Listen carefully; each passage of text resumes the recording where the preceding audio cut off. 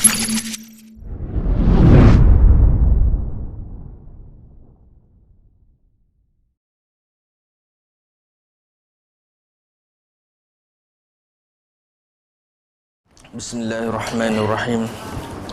Alhamdulillahi rabbil alamin.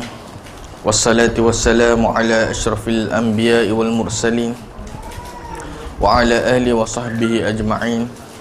Rabbi shrah li sadri wa yassir li amri wahlul 'uqdatam min lisani yafqahu qawli, amma ba'd. InsyaAllah kita tengok muka surat 209 bagi buku terjemah, kitab terjemah.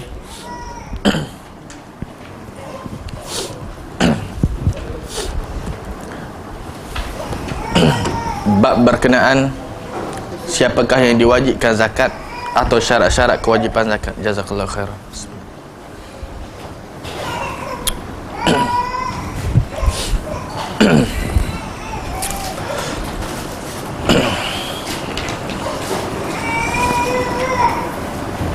Setiap perkara dalam ibadat,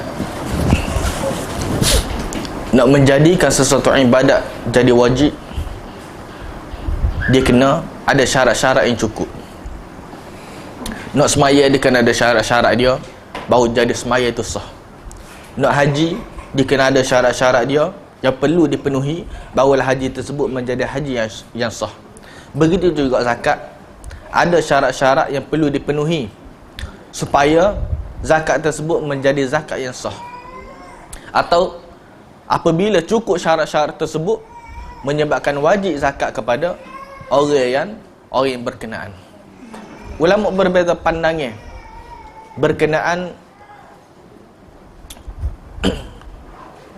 kewajipan zakat. Kepada siapakah zakat diwajibkan? Ada benda yang ulama ittifaq, ada benda yang ulama khilaf pandangnya. Ulama ijma' dan ittifaq, bila seseorang itu muslim, dia berakal, dia baligh, dia merdeka, dan dia mempunyai harta-harta yang cukup untuk dizakatkan, maka wajib zakat kepada dia. Jadi perbezaan pandangan dari ulama, kalau dia tu tidak Islam, atau kalau dia tu kanak-kanak tapi ada harta, bagaimana? Adakah dia diwajibkan zakat terhadap harta dia atau tidak? Orang gila, dia gila tapi banyak harta, maka adakah diwajibkan zakat terhadap harta-harta dia? Orang kafir, kaya, adakah diwajibkan zakat kepada harta-harta dia? Orang yang murtad, adakah diwajibkan zakat terhadap harta-harta dia? Pertama, zakat wajib atas siapa yang pada dirinya terkumpul syarat-syarat berikut. Yang pertama, Islam. Majoriti semua ulama mengatakan Islam, bila seseorang itu Islam dan dia cukup syarat-syarat yang lain, maka wajib kepada dia zakat. Cuma ada beberapa perkara yang ulama berbeza pandangnya. Kalaulah seseorang itu murtad, wali'udzubillah, dia Islam asal dia, kemudian dia murtad, dia keluar daripada agama Islam, lalu berlalu tempoh beberapa tahun, kemudian dia masuk Islam balik, dia berada dalam agama Islam balik, dia mengucap balik, maka bagaimana hukum zakat-zakat dia yang lepas, tahun-tahun yang lepas? Adakah dia kena bayar, atau dia hanya bayar pada tahun yang dia kembali kepada Islam? Ulama ada dua pandangnya. Pertama, sebagai pandangnya yang mengatakan bahawa dia hanya bayar pada tahun yang dia Islam itu saja, tahun yang dia kembali kepada Islam. Seperti juga orang kafir. Seperti mana pertanyaan sebelum ni, bagaimana orang kafir, dia ni kaya, dia pun masuk Islam. Bila dia masuk Islam, adakah dia perlu qada zakat-zakat dia yang lepas? Dia tak perlu qada. Dan dia juga seperti mana orang lain perlu tunggu setahun. Dia masuk Islam tahun ni, adakah bila dia masuk Islam tu dia kena keluarkan zakat? Tak, dia kena tunggu setahun, sebab syarat-syarat dia yang akan kita sebut lepas ni.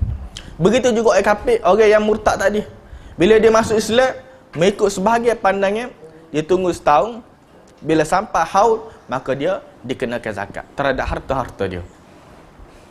Yang kedua, masalah tentang budak-budak. Kadang-kadang budak ni kaya-kaya. Kita dengar berita tak? Buat YouTube je pun. Buat channel YouTube, kaya-kaya, rata-rata ribu, puluh-puluh ribu sebulan boleh. Ataupun orang gila, yang mana dia sebelum tu ada harta yang banyak, tapi bila berlaku masalah kau tekanan jiwa, dia jadi gila. Bagaimana harta-harta dia? Harta-harta budak tadi, harta-harta orang gila tadi, adakah dikenakan zakat? Ulama berbeza pandangan dalam masalah ni. Dalam mazhab Abu Hanifah berkenaan budak-budak, dalam mazhab Abu Hanifah, harta kanak-kanak tidak dikenakan zakat langsung. Sebab berdalilkan hadis-hadis Nabi SAW, Nabi sebut rufi'al qalam an thalath. Terangkat qalam, tidak ditulis daripada 3 golongan. Ada sebut sebagai pandangan kanak-kanak as-sabi. Kerana as-sabi, kanak-kanak, mereka bukanlah orang mukallaf. Seperti mana juga mereka tidak diwajibkan sembahyang, maka mereka juga tidak diwajibkan zakat. Jadi dalam masalah tersebut, kanak-kanak tidak diambil harta dia walaupun dia kaya. Pertama, majoriti pandangan ulama mazhab 3 mazhab yang lain, mazhab Malik, mazhab Ahmad, mazhab kita, kanak-kanak juga wajib kepada dia zakat sekiranya melebihi nisab tadi. Kerana apa? Ada hadis Nabi sebut, ittajiru fi amwalil yatama la ta'kulha zakatu. Kamu niagakanlah, maksudnya kamu kembalikanlah harta anak-anak yatim, jangan kamu biarkan harta tersebut dihabis, dimakan oleh zakat. Maksudnya harta anak yatim pun, harta budak-budak anak yatim ni, bila sebut anak yatim bermaksud dia boleh cukup umur lah. Kalau dia sudah cukup umur, tak dipanggil sebagai anak yatim. Bila dia ada harta, maka Nabi suruh orang yang pegang wasiat atau orang yang pegang amanah tu untuk bisnes ke, atau untuk kembalikan harta dia. Jangan, sebab kalau tinggal ke, harta dia akan makin sikit untuk dia bayar zakat. Bermaksud kanak-kanak juga perlu dibayar zakat. Ni majoriti, pandangan majoriti ulama. Cuma sebahagian ulama-ulama kontemporari seperti Syekh Ulwan, dia berpandangan, Syekh Abdullah Al-Ulwan, dia berpandangan kedua-dua mazhab tadi kita boleh gabungkan sekali. Macam mana? Kanak-kanak kalau harta dia tu harta yang tidak dikembalikan, maksudnya harta yang tidak kita biarkan harta dia, kita tak labur, kita tak meniagakan, maka tidak dikenakan zakat. Sebab kalau kita kenakan zakat, maka mudarat kepada dia lah. Kau habis duit dia, kau sikit. Tapi kalau harta dia adalah harta yang dilaburkan, harta dia yang berkembang, harta dia yang makin banyak, maka ketika itu dikenakan zakat. Sebab apa? Mengambil kira zakat ni, dia kewajipan kepada orang miskin. Bila kewajipan kepada orang miskin, tak kira lah bila ada harta tadi, maka orang miskin perlu dapat. Tak kira lah pemilik dia tu besar ke, pemilik dia tu kecil ke, pemilik dia tu gila ke, sama saja perlu perlu diberikan, dikeluarkan zakat. Sehingga zakat tidak diwajibkan atas orang kafir kerana ia adalah ibadah yang bersifat harta benda yang dengannya seorang muslim mendekatkan diri kepada Allah. Zakat ni adalah ibadat, yang mana ibadat ni tujuan kita buat, kita nak menghampirkan diri kita kepada Allah Subhanahu Wa Taala. Itu tujuan kita buat ibadat. Makin banyak ibadat kita buat, makin hampir kita kepada Allah Subhanahu Wa Taala. Makin kurang ibadat kita buat, maka makin jauhlah kita daripada Allah Subhanahu Wa Taala. Jadi zakat ni dia adalah ibadat. Ibadat ni syarat dia kena muslim, barulah diterima pahala dia. Sebab itulah kalau orang muslim, kalau orang itu nama dia muslim tapi dia tidak muslim, dia kufur ke, dia murtad ke, maka tetap tidak diterima amal ibadat. Kalau amal ibadat lain tak terima, maka zakat juga tidak diterima. Sebagaimana firman Allah Subhanahu Wa Taala, "Wa ma mana'ahum an tuqbala minhum nafaqatuhum illa annahum kafaru billahi wa bi rasulih." Dan tidaklah yang menghalangi mereka untuk diterima daripada mereka nafkah-nafkah, infak-infak mereka. Orang kafir ni Allah Taala tak terima infak mereka. Allah Taala tak bagi pahala terhadap sedekah yang mereka berikan, terhadap permajaan yang mereka laburkan untuk Islam ke, illa annahum, kecuali tak ada sebab lain kecuali annahum kafaru billahi wa rasulih, kecuali kerana mereka kufur terhadap Allah dan juga wabi rasul, terhadap Rasulullah sallallahu alaihi wasallam. Bila ibadah tidak diterima, maka tidak ada gunanya mewajibkan zakat bagi mereka. Yang berdasarkan makna mafhum yang tersirat daripada ucapan Abu Bakar As-Siddiq ketika dia bercakap dengan orang-orang yang tidak mahu keluarkan zakat pada zaman dia. Abu Bakar kata, "Hadhi faridatus sadaqah allati faradaha Rasulullah sallallahu alaihi wasallam 'alal muslim." Ini adalah kewajipan zakat yang telah ditetapkan oleh Rasulullah kepada orang Islam. Bermaksud orang kafir tidak dikenakan zakat. Dan pada zaman Nabi sallallahu alaihi wasallam sendiri pun Nabi tak ambil zakat daripada orang kafir. Tetapi Nabi menetapkan kepada mereka jizyah untuk mereka bayar terhadap negara Islam. Sekalipun zakat tidak diwajib atas orang kafir, namun dia tetap dihisap atasnya. Orang kafir tetap akan disoal oleh Allah Subhanahu Wa Taala pada kiamat. Dia tidak bayar zakat. Zakat tak wajib, tapi dia akan dipersoalkan. Kerana ada benda-benda ulama khilaf. Orang kafir ni, kalau dia buat dosa atau dia tinggalkan benda-benda ibadat, apa dia jadi? Adakah bila dia buat dosa, tidak dikira langsung dosa dia tu? Atau dosa dia tu akan dikira dan akan dihisap oleh Allah SWT di hari akhirat? Ada pandangan ulama kata orang kafir tidak dikira dosa. Maksud dia, tak ada dosa lah dia, tapi dia berdosa kerana dia syirik kepada Allah. Sebab tu dosa paling besar sekali. Kalau ada dosa-dosa lain pun, dosa paling besar sekali itu tidak melayakkan dah mereka untuk masuk syurga, iaitu dosa syirik kepada Allah Subhanahu Wa Taala. Kalau dia sedekah pun, kalau dia semaya pun, tetap tidak diterima oleh Allah. Sebab dosa syirik dosa paling besar sekali dia buat. Okey. Jadi orang kafir ni, bila dia buat satu dosa, dia akan ditanya oleh Allah Subhanahu Wa Taala pada kiamat. Bila dia tidak menunaikan zakat, dia akan ditanya oleh Allah Subhanahu Wa Taala pada kiamat. Benda-benda cabai dalam agama ni akan ditanya oleh Allah kepada orang kafir yang tidak melaksanakan dia. Jadi, bila lagu tu, banyak benda bila kita terlibat dengan orang kafir ni, dia seperti kita terlibat dengan orang Islam yang lain. Kita tak boleh kata walaupun dia kafir, tak boleh kita biaruk kepada dia. Sebab apa? Sebab akan jadi dosa juga. Tak boleh kita orang kafir ni kita bagi apa ni? Benda-benda yang haram kepada dia. Contoh, bagi sutera kepada kita. Sutera lelaki tak boleh pakai. Kita pun video kepada orang lelaki. Kita kata dia tak apalah sebab dia kafir, boleh pakai. Sebenarnya dia tak boleh juga. Atau kita contoh bangkai. Orang kafir pun tak boleh makan bangkai. Orang Islam tak boleh makan bangkai. Kita ada lembu seekor mampu. Pada tahu kosik, kita beri kepada orang kafir. Suruh dia makan. Benda sama juga. Yana? Tak boleh. Kita jual makanan yang haram kepada kita, kepada dia juga tak boleh. Termasuk tak boleh berlaku lah. Oh kita ni sebab saya pernah ditanya benda ni. Bila kita mengajar, orang tanya. Walaupun tak ada khilaf pandangan ulama. Ada ulama kata kafir ni dia tidak dihisap benda-benda lagu tu. Tapi kafir ni kita kena tahu. Dia buat dosa tu tak dianggap sebagai dosa. Sebab tu bila dia masuk Islam, dihapuskan dosa-dosa dia. Bermaksud dia ada dosa. Cuma dihapuskan dosa-dosa dia bila dia masuk Islam. Sebab pernah ada orang tanya saya, "Ustaz, macam mana ramai kampus saya ni, bila binatang mampu, lembu kau mampu kau, kobar kau mampu, dia jual kepada kafir. Nak jual kau Islam kata tak boleh. Sebab Islam tak boleh makan bangkai. Jadi jual kepada kafir. Sama tak boleh. Sebab apa? Sebab benda tu juga haram kepada dia. Kecuali kita jual kalau kita kata jual lah, dia kata jual kepada tempat yang mana tempat tu tak bagi kepada orang yang makan, dia bagi ke binatang. Zoo sebagai contoh.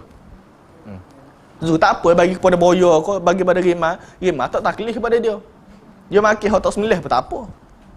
Berbeza. Kan? Cuma dia ada khilafnya, boleh tak jual bangkai? Mata kita tak boleh lah jual bangkai. Sebab bangkai ni najis. Najis tak boleh dijual. Kos pengakutan kau, gitulah.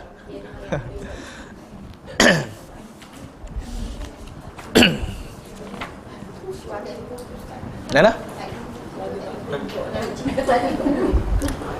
Kita asal dan mazhab kita tak boleh, asal dia. Tapi kita dalam masalah ni kita ambil mazhab lain. Mazhab Malik, walaupun benda tu najis tapi ada kegunaan, tak apa. Najis, memang najis. Najis tak kelawar sebagai contoh. Orang buat baju tak kelawar ni, walaupun dia najis tapi ada kegunaan, maka boleh dijual beli. Mana? Mazhab Malik lagi lah boleh kalau anjing. Anjing memang tak najis bagi mazhab dia. Yang tak bolehnya anjing ni sekiranya untuk peliharaan, untuk buat sebagai haiwan peliharaan, itu tak boleh. Kena jilat anjing. Mazhab Malik dia kena basuh, tapi dia kena basuh lah, kena samuk lah. Kalau jilat kena samuk. Tapi bukan sebab najis, sebab Nabi suruh. Nabi tahu je basuh tu kerana najis atau tak najis. Sebab Nabi suruh, maka dia basuh. Tu mazhab Malik.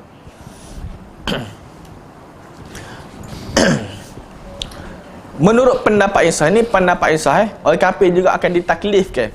Orang kafir juga akan dipersoalkan apa yang dia buat atas dunia. Dia buat apa ni, dosa, maka akan dipersoalkan oleh Allah Subhanahu Wa Taala pada kiamat. Yang kedua, syarat kedua merdeka. Merdeka ni bukan maksud merdeka kita faham ni. Merdeka ni dia tidak sebagai hamba. Walaupun negara dia pergi tak merdeka pun negara dia, tapi dia tu bukan hamba. Merdeka kita faham ni merdeka sebuah negara. Sen ini bukan masuk merdeka sebuah negara tu, masuk individu tu. Walaupun negara dia pergi, tapi dia bukan hamba, dia tu tak termasuk. Kalau dia ada duit yang melebihi nisab, maka dia kena zakat. Zakat itu wajib bagi orang merdeka, sehingga tidak wajib bagi hamba sahaya dan mukatab. Hamba ni ada berapa jenis? Hamba sahaya, hamba mukatab. Hamba mukatab ni hamba yang tuan dia berjanji kepada dia, kalau kamu boleh buat mari kepada aku apa yang aku nak ni, aku akan bebas ke kamu. Kalau kamu boleh bayar 10,000 kau, aku akan bebas. Tu hamba mukatab. Ada hamba ni hamba biasa, tuan dia tak janji apa pun, jadi hamba semua lah, kecuali dibebaskan oleh tuan dia. Hamba mukatab ni hamba yang diberikan pilihan kepada tuan dia. Mu boleh buat kat aku rumah sebutir, maka aku bebas ke kamu. Sebagai contoh, tu hamba mukatab. Dia tidak diwajibkan zakat. Bahkan sebagai ulama berpandangan boleh diberikan zakat kepada dia sekiranya untuk nak membebaskan dia. Sebab ada lah beberapa golongan ke untuk sebagai penerima zakat. Kalulah tuan dia kata kena bagi 10,000, maka aku bebaskan kamu, maka boleh gunakan duit zakat untuk membantu dia membebaskan diri dia. Yang ketiga, pemilikan nisab secara sempurna dan tetap.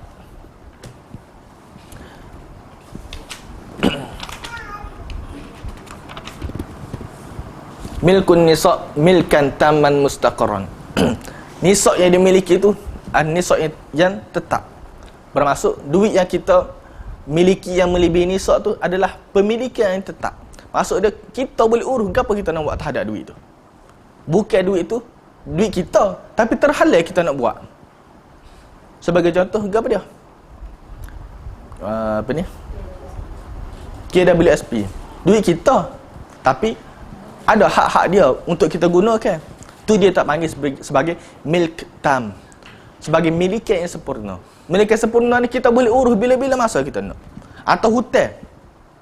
Sebagai contoh, simpanan ASB sebagai contoh tak? Apa ni? Pinjaman ASB. Memang atas nama kita, tapi kita tak boleh nak urus kecuali bila sampai. Kalau kita buat 10 tahun, 10 tahun lah. Kita buat 20 tahun, 20 tahun. Bila sampai waktu dia, barulah akan menjadi milik sempurna kita. Baru kita boleh guna nak buat apa kita nak. Lagi mana duit tu walaupun atas nama kita, tapi kita tak boleh nak guna seperti mana kita nak, maka tak dipanggil sebagai pemilikan sempurna. Sebagai contoh, kalau rebutan kita, alhamdulillah, duit tu duit kita, rebutan kita. Sepatutnya dia rebutan kita tu lebih nisab 13,000, 14,000 dia rebutan kita. Pada tahun 2019 nisab bagi negeri Kelantan 13,950. 50 riyal lagi nak cukup 14,000. 14,000 dia butang kita. Sebab tu bila ada dengan kita boleh zakat lah 2.5%. Tapi oleh kerana duit tu duduk dengan dia, dan dia ni pula bermasalah. Tak usah bayar lah, kita minta apa payah lah, nak kontak apa payah lah. Maka walaupun duit tu duit kita, tapi tidak dipanggil sebagai milk tam. Pemilikan tidak sempurna. Nak disyaratkan zakat, hendaklah pemilikan yang sempurna. Pemilikan sempurna ni mudahnya kita boleh urus apa kita nak buat duit tadi. Lagi mana ada batas, ada terbatas, kita nak buat ni tak boleh. Macam-macam halangnya, maka tidak dipanggil sebagai pemilikan sempurna. Sebab itulah kalau kita tengok masalah KWSP ke apa, bila kita dapat tu apa ni? Dapat duit tu. Dia panggil apa ni? Bila sampai masa dia tu, papasan lain. Bila kita sampai tempoh matang dia tu, kita boleh ambil duit tu, barulah kita lunaskan zakat. Cuma ulama khilaf pula. Zakat untuk setahun tu kot jaka, kita boleh. Contoh, bulan ni kita boleh 100,000 duit KWSP. Okey. Adakah tahun-tahun yang sebelum ni kita kena bayar juga, atau kita kena cukup setahun dulu baru kita bayar untuk tahun tu? Waktu juga ada perbezaan pandangan dekat ulama. Waktu panjang pula perbahasan dekat ulama. Mudah-mudah ya. Mudah-mudah kena tak fatwa lah. Nana?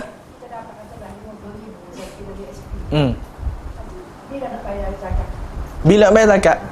Okay, kalau pandangan yang mengatakan bayar untuk setahun je. Setahun ni maksudnya tahun kita dapat, tunggu satu haul. Tunggu haul, maka kita bayar.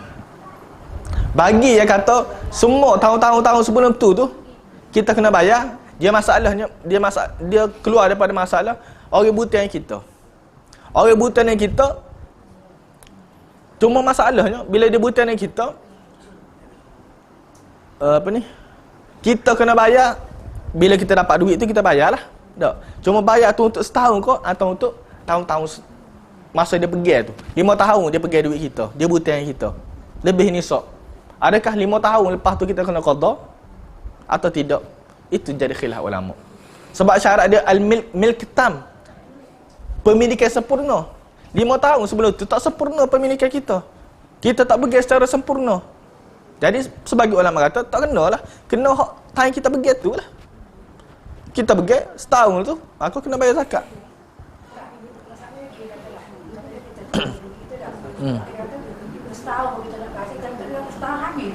Habis duit. Tak apa. Tak bayar lah. Habis duit. Sebab syarat dia, duit ni syarat dia pertama kena cukup nisab. Yang kedua kena setahun. Haul. Juga begitu juga dari simpanan kita. Kita buh 20,000 dalam bank. Sampai setengah tahun habis. Tinggal 10,000. Habis setahun 10,000 tu tak cukup lagi nisab. Walaupun kita masuk tu 20,000, tapi tengok tinggal 10,000. Maka simpanan itu dia ada cara dia lah. Dia kena tengok baki terendah. Nanti kita akan masuk, kita akan tengok bagaimana cara duit akaun simpanan, macam mana nak kira. Kalau dia sub bank, kalau ada 10 bank, macam mana nak kira untuk 10 bank tu. Dia ada cara dia. Mana? Lebih cepat.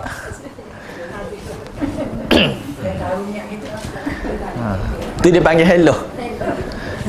Ada juga orang ni supaya hello lah. Kalau mazhab kita ni mazhab kita kalau bayi kemah ni tak perlu zakat. Kalau dipakai, bayi kemah dipakai, kalau kita simpan lebih setahun, maka dikenakan zakat. Kadang-kadang orang ni nak hello macam mana, dia tak usah pakai pun, tapi kerana nak elak pada zakat, dia pun pakai. Sehari pakai tak apa dah.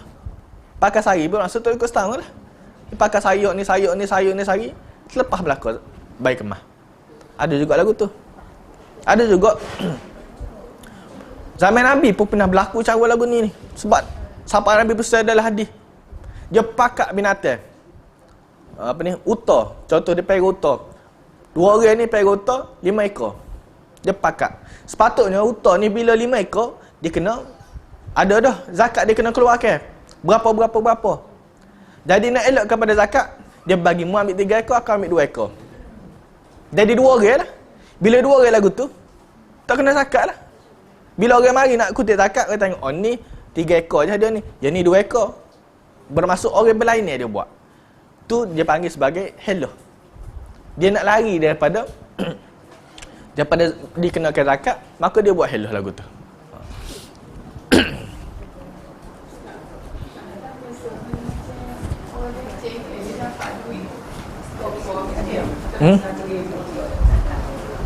Duit pencen tu duit KWSP ke? Hadiah. Hadiah tu dipanggil sebagai, dalam istilah fiqh dipanggil al-malu al-mustafad. Duit yang boleh stokah. Kita boleh pampasal ke? Kita boleh apa-apa hadiah tu dia boleh bagi 100,000 kepada kita. Sini ulama khilaf. Kena cukup, kena tunggu setahun ke? Atau bila dapat tu kena bagi selalu? Ulama khilaf sebab tidak ada dalil masalah ni. Ulama khilaf sebab tidak ada dalil. Yang kedua, ulama yang kata kena cukup setahun sebab dia kiaskan dengan duit lah. Tu kan duit kita dapat, harta kita dapat, maka kena tunggu setahun lah. Ada ulama kata, dok, kena bila kita dapat, kena keluarkan zakat bila cukup nisab. Tak perlu tunggu setahun. Sebab apa? Sebab kita jumpa harta karun, kita kecek baru ni. Kita telah bincang baru ni. Jumpa harta karun. Bila jumpa tu, maka terus kena keluarkan. Kalau cukup nisab lah. Bagi sebagai ulama, terus kena keluarkan. Tak perlu tunggu setahun tu. Jadi supaya juga dia kiaskan hak tu dengan benda stok, benda yang kita jumpa tadi. Seolah benda tu boleh tanpa kita buat kerja pun. Tiba-tiba boleh sekaligus. Maka dia kiaskan dengan rikas dan juga ma'adin yang kita belajar sebelum ni. Tengok kias. Cuma majoriti para ulama tiga mazhab berpandangnya kena tunggu setahun. Tunggu tempoh setahun. Bila habis setahun, maka keluarkanlah zakat. Okey, nak keluar tu macam mana? Cara nak keluar tu.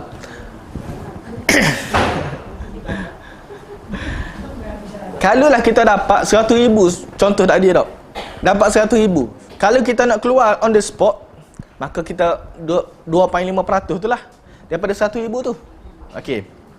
Kalaulah kita nak keluarkan bila cukup haul baru kita nak keluarkan.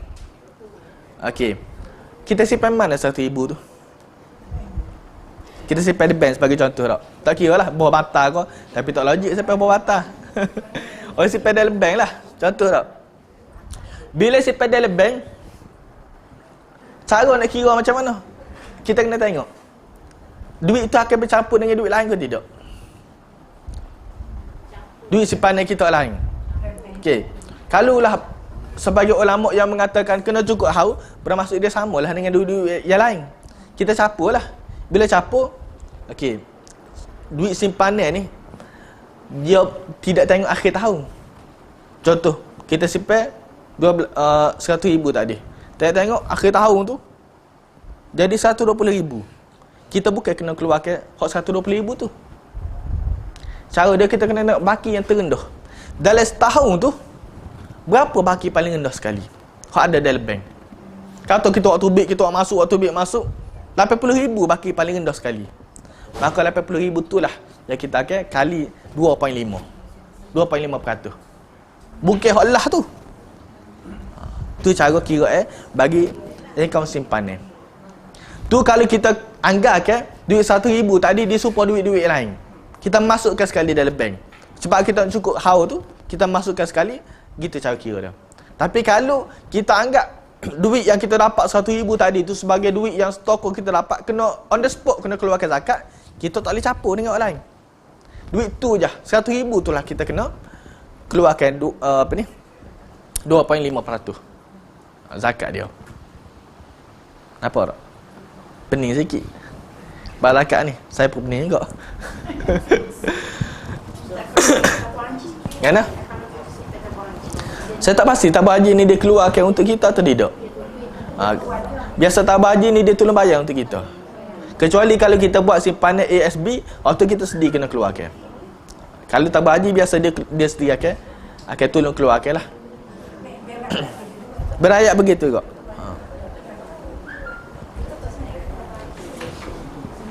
Sebab itulah kita nak simpan duit dalam bank, kena tanya dululah bank mana, kena periksa dululah bank mana yang dia tolong keluarkan dan bank mana yang kita kena keluarkan sendiri.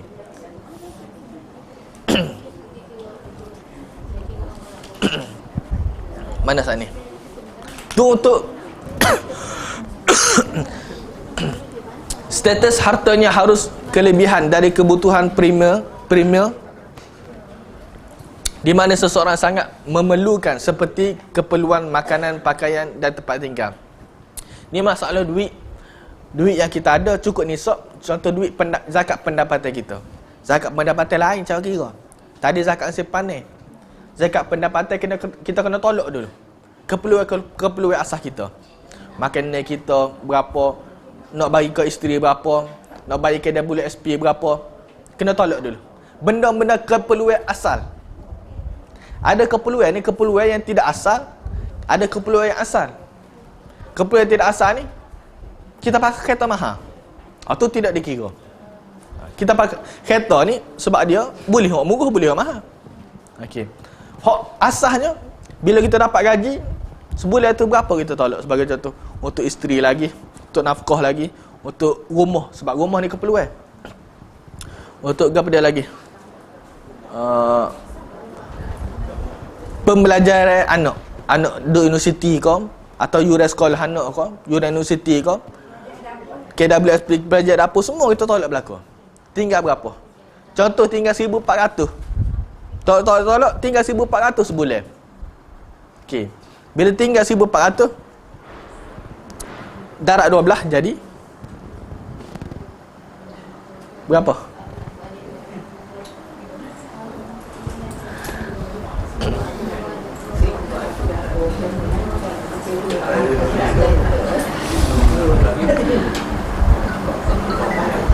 Sepuluh tahun dah kita tinggal matematik, jadi lembab sikit nak fikir. Berapa? 16,800. Okey, 16,800 cukup dah nisab dia. Maka kita kena keluarkan daripada 16,800 tu kena 2.5%. Nisab dia setiap tahun dia berubah. Tahun 2018 lebih kurang 14,000. Tahun 2019 dia turun.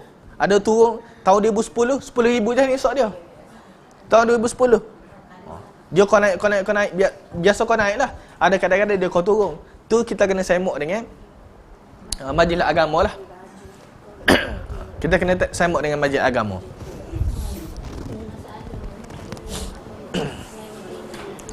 Bedas kan? Oh, termasuk lah tu. Pakaian, makanan dia, alat makeup berpada-pada lah. Jangan alat makeup hok mahal. Hok biasa orang pakai tu berapa? Kalau hok mahal tu atas dia lah pula tu. Hok biasa orang pakai ni berapa? Kan? Tu dia bukan keperluan asal lah tu. Tu dia kehendak. Dia bukan keperluan. Kan? Gudang. Kedah, rumah kedah.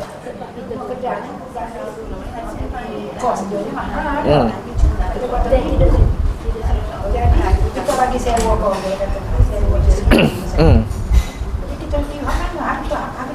Tak. Rumah ni asal dia tidak dikenakan zakat. Rumah ni dia dikenakan zakat bila kita niaga ke dia. Kita bagi sewa dengan cara kita bagi sewa. Duit itulah kita kena keluarkan zakat. Okey, contoh kita bagi sewa 1,000 sebulan. Setahun tu kita akan dapat 12,000. Cukup tak nisab? Tak cukup. Bila tak cukup, tak perlu lah. Habis. Duit memang habis duit ni. Kalau dah itulah pendapatan kita, maka tak kena lah. Kalau itulah pendapatan kita. Oh tu dia panggil apa ni? Dia sudut peniaga. Tengok kalau cukup nisab kita kena bayar. Kena tolak. Sebab kalaulah habis kita ada dah pendapatan, sepatut cukup dah dengan pendapatan kita tadi. Tiba-tiba kita ambil juga daripada orang lain. Itu biasalah, nego ni memang akan habis. Tak. Maka akan dikenakan zakat lah. Untuk sewa daripada rumah tadi.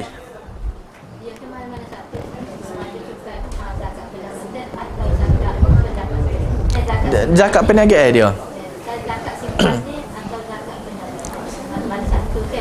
Zakat simpanan atau zakat pendapatan. Dia beza dua tu. Bayar simpanan kita lain. Simpanan kita lain. Simpanan itu tak ada tolak tadi tu. Kalau kita ada simpanan dalam bank tu, kita memang ada dah. Apa ni? Cukup nisab dah. Maka tu simpanan. Pendapatan orang lain pula. Kalau gaji sekali, kita simpanan lah. Kalau gaji tu sekali.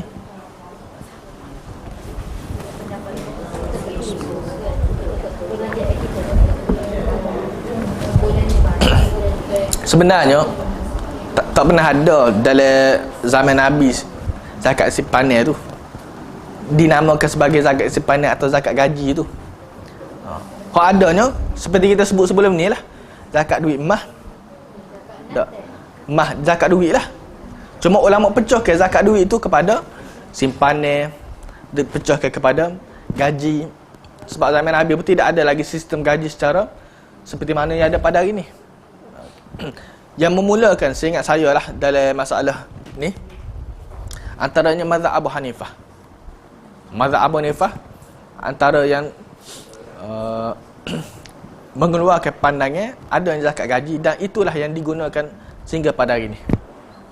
Di mana-mana majlis fatwa, seingat saya lah, kalau di Malaysia, kalau di negara-negara Arab kau semua menyatakan. Sebab ada juga orang tak usah bayar zakat gaji ni. Sebab dia kata zaman Nabi mana ada. Dia kata zakat simpanan apa saya kena bayar? Zaman Nabi mana ada zakat simpanan ni? Kalau zaman Nabi ni hanya ada zakat tenaga, zakat duit tu, emas, perak. Sebab tu ada orang ni, kita baca dia tulis, ulama lah juga, dia tak usah bayar zakat duit ni. Sebab apa? Sebab bagi dia zaman Nabi ni, Nabi bayar zakat emas dengan perak je. Duit ni bukan emas perak.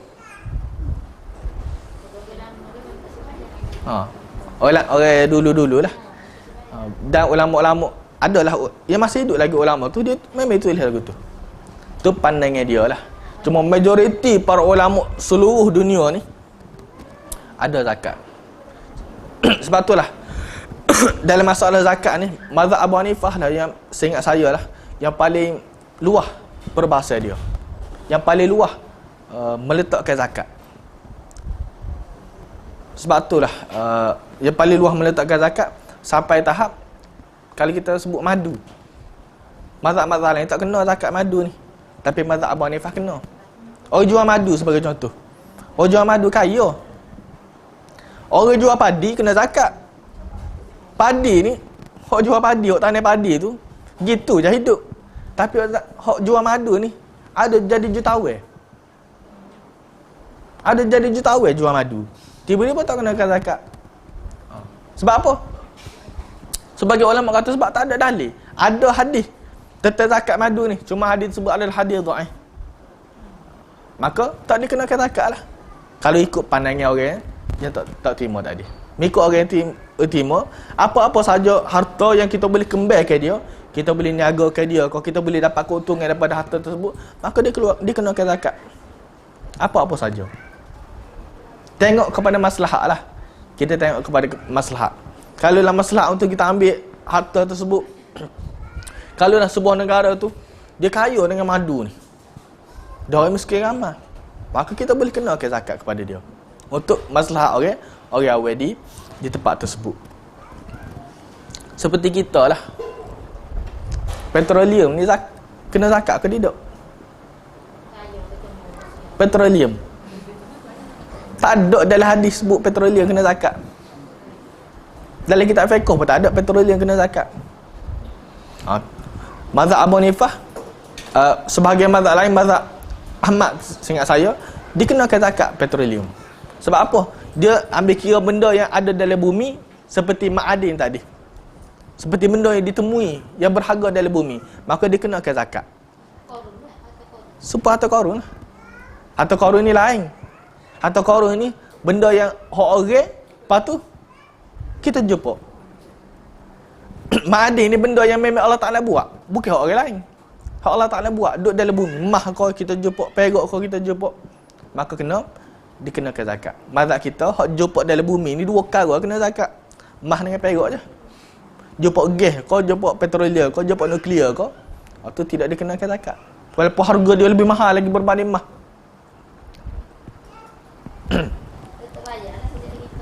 Wallahu alam, saya tak tahu lah. Kena tanya dia lah, wallahu alam.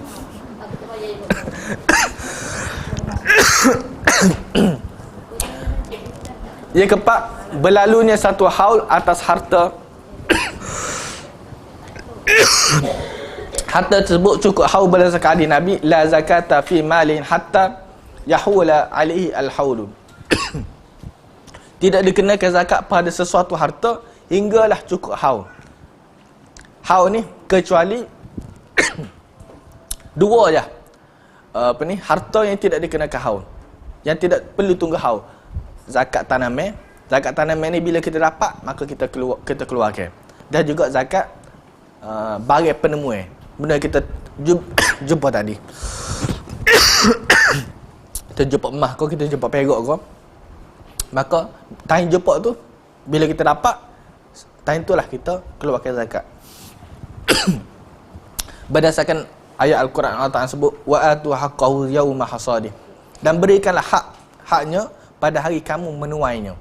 Kalau bayi kita jumpa hari itulah, atau kalau buah-buah masa kita kutip, time itulah kita keluarkan zakat untuk buah-buah tersebut. Bila sampai nisab, bila sampai kadar yang telah ditetapkan. Dan haul ni haul hijriah lah. Saya sebut sama haul ni haul hijriah, sebab ramai salah faham.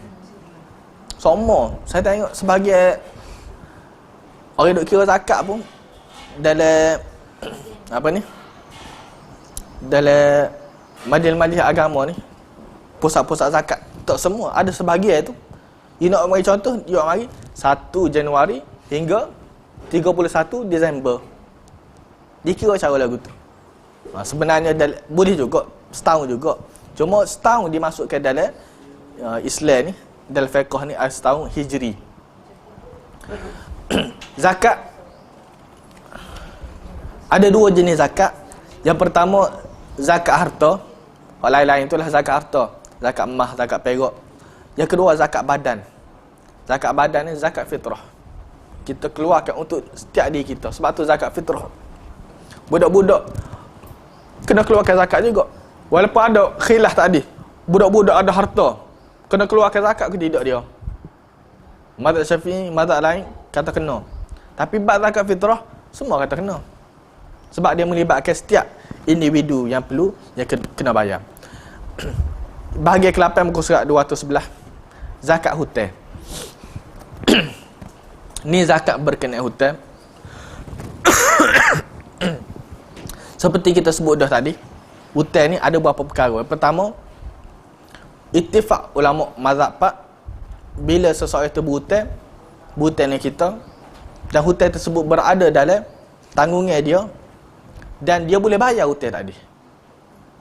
Dia boleh bayar dan dia bayar, maka kita kena keluarkan zakat. Orang yang memberi hutang tu kena keluarkan zakat. Sebab tu duit kita, duit tu akan kembali kepada kita. Cuma ulama berbeza pandangan, sekiranya orang itu payah nak bayar hutang, ia jadi hutang ghairul marjuwah dia panggil. Hutang yang kita tak boleh nak harap. Dia ada dua hutang, hutang al-marjuwah, hutang yang kita boleh harap kita akan dapat, hutang yang kita tak boleh nak harap kita akan dapat. Okey. Bila hutang tak boleh nak harap dapat ni, hari kita dapat itulah baru kita keluarkan zakat. Selagi mana kita tak dapat, maka kita tidak dikeluarkan zakat.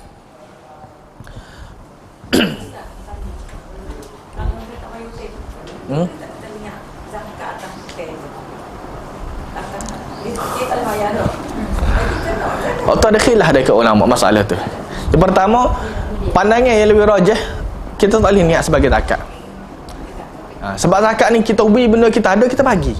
Waktu tu ada ke tak ada. Waktu tu memang benda kita tak boleh dah. Jadi nak lepas diri kita niat sebagai zakat. Nampak?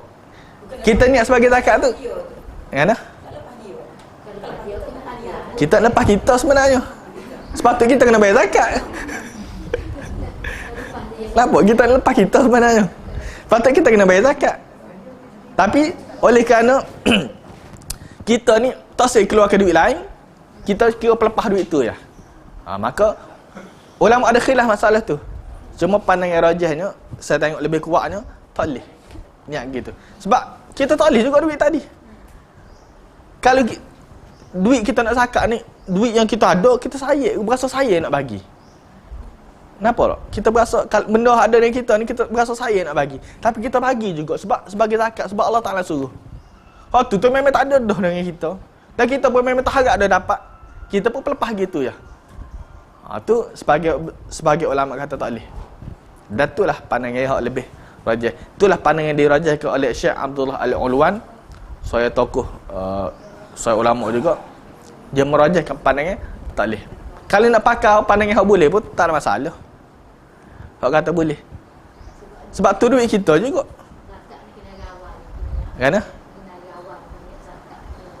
Kena awal lagi. Ia tak panggil pinjam lah pula tu. Masalahnya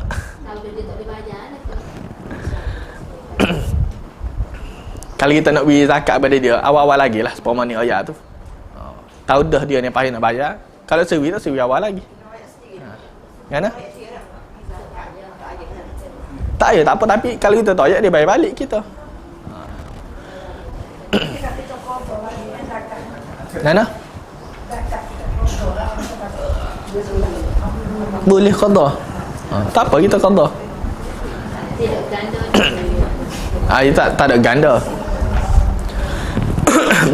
Sebagai ulama kata, memang kok mana pun kalau kita tak bayar zakat sebelum ni, memang kita kena qada, kena bayar. Sebab zakat ni hak orang. Hak orang. Bila hak orang, dia perlu dapat kok mana pun. Dan kita kena bayar kok mana pun. Hak tu khilaf dekat ulama. Hak tadilah hak berkenaan kita niatkan sebagai zakat, atau ada khilaf dekat ulama. Orang yang berhutang, bagi contoh kita ada hutang dengan orang. Hutang kita 12,000, duit kita ada tangan 14,000. Kita ada berhutang dengan orang 12,000. Bagi contoh. Okey. Tiba-tiba siapa hau 14,000 tu siapa hau? Kita nak bayar zakat ke atau kita nak bayar hutang? Ini pun ada khilaf dekat ulama. Ada perbezaan pandangan dekat ulama. Cuma sebagai ulama berpandangan berdasarkan hadis, satu hadis riwayat Al-Baihaqi, Nabi sebut inna hadha syahr, apa ni Nabi sebut, hadha syahru zakatikum, ini adalah bulan kamu bayar zakat. Man kana alihi dainun falyaqdi, siapa-siapa yang ada hutang, dia bayar dulu hutang dia. Habis dulu hutang, tengok berapa lebih. Kalau tak lebih, kalau lah bayar hutang dah ada lebih juga nisab, maka hak lebih itulah dibayar sebagai zakat. Hutang tu lain. Hutang tu kalau nak tunggu tak habis lah. Hak ni bukan hutang kereta, bukan hutang rumah. Hak tu hutang yang lain. Ni hutang, dia panggil hutang yang tidak lazim kepada kita. Hutang rumah, hutang kereta tu dia panggil hutang yang lazim. Sebab itulah sebagai ulama kata, kalau orang tu nak pergi haji, dia ada hutang-hutang rumah, hutang kereta ni, dia boleh pergi haji. Walaupun dia tak habis bayar lagi. Tapi hutang yang hutang-hutang kita pinjam duit orang ni, hak tu sebagai ulama kata kena lunaskan hutang dia dulu, baru kita boleh pergi haji. Seperti mana juga zakat tadi. Tapi ada juga sebagai ulama kata tetap kena bayar zakat. Kalau kita ada 14,000 tadi, kita kena keluarkan zakat 14,000, lepas tu bayar hutang dia 12,000. Ada juga sebagai ulama kata lagu tu. Cuma untuk keringanan, sebab tak adil lah. Kita bayar dulu hutang. Tapi nak bayar hutang ni payah. Payah nak bayar hutang ni. Pergi Mekah apa hutang? Pergi Mekah tu buat apa? Buat haji. Pertama, dia boleh buta sekiranya dia yakin dia boleh bayar balik. Kalau dia yakin dia tak boleh bayar pun kalau buta ni, maka ketika tu tak boleh. Dia termasuk dalam orang tidak mampu lah tu. Okey. Yang kedua, sebenarnya kalau kita dalam masalah ni kita akan sebut dalam masalah zakat ni, orang yang tak mampu ni nak pergi haji. Buat haji wajib lah. Boleh ke tidak peruntukan zakat untuk dia? Dia ada satu perbahasan pula. Dia termasuk fi sabilillah. Haji ni masuk fi sabilillah ke tidak? Ada sebagai ulama moden ni dia banyaklah dia masuk fi sabilillah. Bukan perai saja fi sabilillah ni. Orang nak pergi haji juga fi sabilillah. Pusat zakat kena bantu dia. Cuma dalam ni kita tak ada masalah lah. Sebab kita ada tabung haji. Dia yang akan bantu kita dari sudut tu. Negara-negara hak tak ada tabung haji ni, tak ada institusi khusus untuk urus haji ni. Dia nak pergi haji tak boleh, tak ada duit. Maka pusat zakat boleh bantu dia. Untuk dia termasuk juga dalam asnaf. Supaya juga pelajar-pelajar. Dalam Quran tak ada sebut pelajar-pelajar ni. Cuma ulama keluarkan fi sabilillah tu dengan bentuk yang luas. Pelajar-pelajar ke, orang nak pergi haji ke, orang nak perai ke, tu termasuk fi sabilillah. Wallahu alam. Ada kau masuk. Masjid kita tak boleh bayar zakat. Tak boleh bayar zakat kepada masjid. Fisabilillah semua orang berlaku. Apa ni? Masalah zakat, orang yang menerima zakat ni semua orang berlaku. Miskin pun orang, fakir pun orang, gharimi pun orang, hamba pun orang, semua orang berlaku. Masjid ni duit infak kita kepada duit infak kita, bukan duit zakat. Tabung asnaf.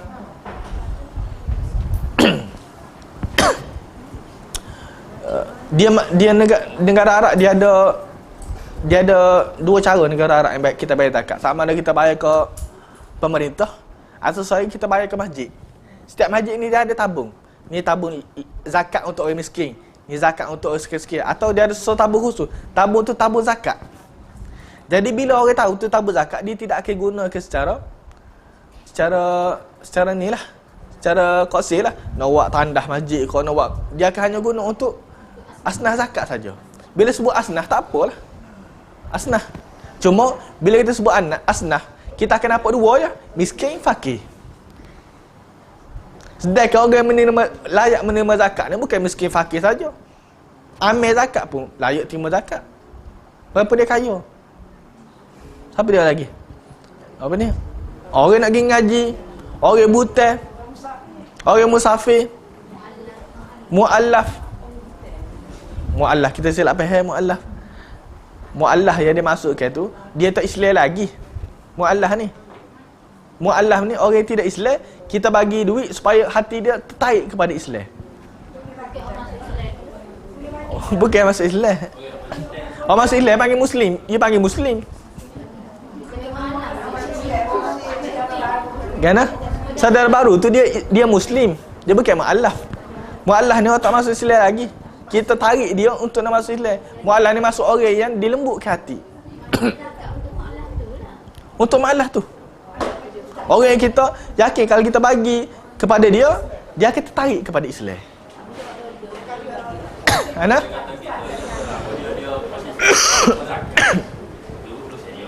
Terus saya dengan Allah Ta'ala.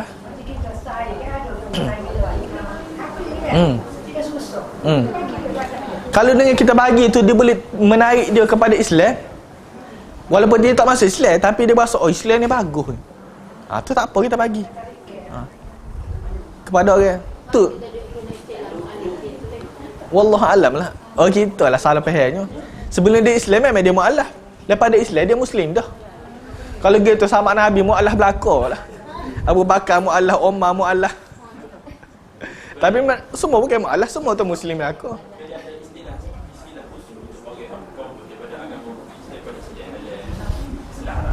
Tak ada. Semua panggil Muslim belaka. Hak masuk Islam, Muslim lah. Cuma kita mungkin nak sedap kita panggil saudara baru, tak ada masalah kita nak panggil. Cuma penggunaan muallaf tu tak apa tepat lah. Dengan nama Allah tu. Wallahu alam.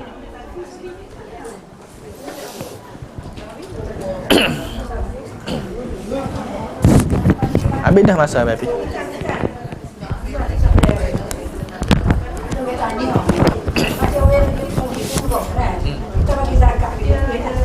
Dia nak pergi umrah, kita bagi zakat. Umrah tu umrah wajib ke? Tu tak boleh. Kalau umrah tu umrah wajib untuk dia, tak apa. Umrah kali pertama atau haji. Lepas tu dia jadi khilaf pula. Umrah ni wajib ke tidak? Mazhab kita tak wajib umrah ni. Umrah ni sunat, wajib ni haji je. Ini masuk di golongan musafir. Musafir ni tidak di musafir semata-mata dia musafir tidak diberikan zakat. Kalau diberikan zakat bila dia bermusafir dan dia tidak ada tarikh, dia tidak ada apa ni?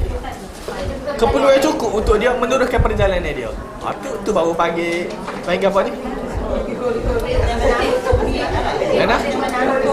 Untuk nak menapu dia kembali kepada tempat dia. Masalahnya orang kita dia saja istiqamah. Sebenarnya belanja dia tu akan zakat lah dia. Tu masalah kita. Kita bagi ni nak menyatakan kita ni apa ni? Kita mengutamakan Allah Taala. Duit ni kita sayang tapi kerana Allah Taala suruh. Kalau gitu apa masuk lagu tu? Ini dia kata nak zakat lah kita belanja ni habis zakat. Itulah masalah. Dan semolek-moleknya zakat ni kita bagi kepada ni lah apa ni? Jabatan agama. Kita tak setuju dengan dia masa pula. Tu salah dia lah tu. Sebab apa? Saya juga pernah terlibat dalam bagi bantuan-bantuan ni. Kadang-kadang kita pergi bantuan tu, dia kaya pada kita. Sebab ada nama dia tu. Kita beri bantuan bersendirian lah. Bersama NGO ni. Dia kaya pada kita. Kita pergi mutu buruk je. Dia ada kereta baru, rumah-rumah batu. Kau nak balik. Dah, terpaksa bagi juga lah. Tapi jumpa dia tu, dia cerita susah dia ni. Anak dia nak pergi baju sekolah pun tak boleh. Tu kita jadi penimpal lah. Kalau dia Jabatan Agama ni, dia kaji belakang. Dia baguslah sudut tu. Betul ke Jabatan Agama kaji belakang? Memang dia akan kaji. Kita kecil pun dia tu putar randah lebih pada. Cara kita macam mana? Kalau zakat tu kita bagi pada dia. Kalau sedekah lain ni, kita bagi kepada dia. Itu je cara.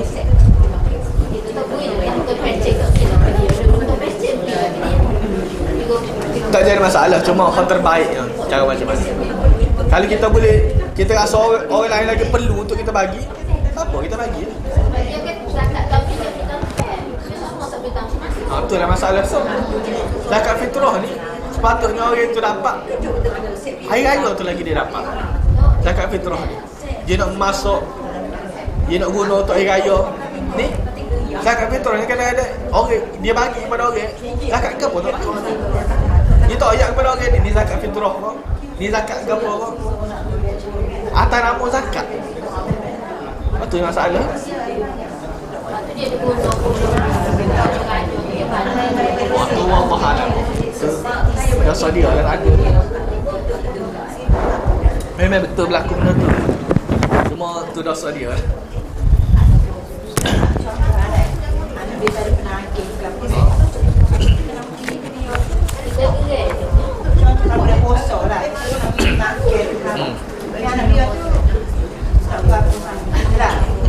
Memang banyak kes saya jumpa lagu tu. Cara terbaik kita jangan bagi duit. Kita bagi makan net, bukan makan net saja. Kalau dia perlu kepada benda-benda lain, bagi benda lain. Jangan bagi benda berbentuk duit. Kalau duit ni dia boleh habis. Memang. Itulah masalahnya. Ada sokeh tu saya jumpa tu, kita nak pergi dah bagi bantuan kepada dia. Tiba-tiba dapat kaji dapat tahu banyak dah bagi bantuan. Cuma anak dia ambil. Anak dia nangis tak ada. Itu masalah sama.